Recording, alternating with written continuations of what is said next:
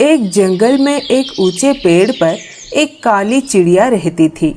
जब वह गाती तो उसकी चोंच से सोने के दाने झरते थे।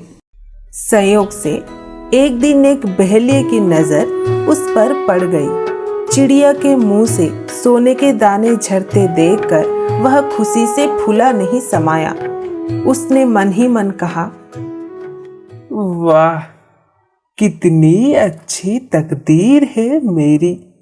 मैं इस चिड़िया को पकड़कर अपने घर ले चलूंगा। यह मुझे रोज सोने के दाने देगी और मैं जल्दी ही धनवान हो जाऊंगा। फिर बहेलिए ने जमीन पर अपना जाल फैलाकर उस पर चावल के कुछ दाने बिखरे दिए। काली चिड़िया दाने चुगने नीचे उतरी और जाल में फंस गई। बहेलिए ने चिड़िया को पकड़ लिया। फिर वह उसे अपने घर ले गया। उस दिन से बहेलिए को रोज सोने के कुछ दाने मिलने लगे। देखते ही देखते बहेलिया खूब धनवान हो गया।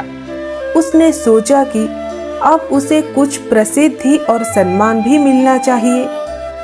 इसीलिए उसने चिड़िया के लिए सोने का एक सुंदर सा पिंजरा बनवाया। फिर उसने सोने के पिंजरे सहित वह चिड़िया राजा को भेंट कर दी।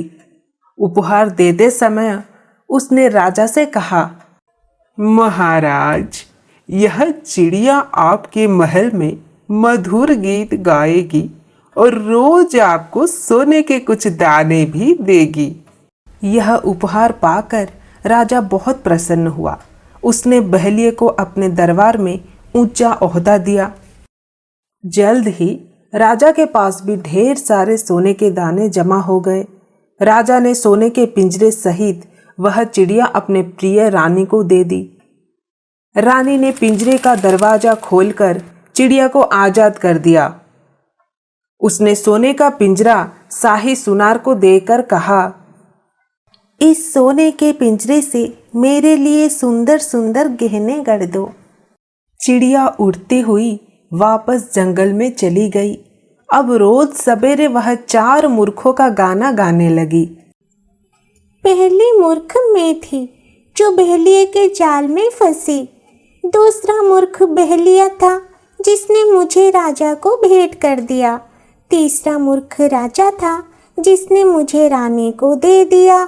चौथी मूर्ख रानी थी जिसने मुझे आजाद कर दिया।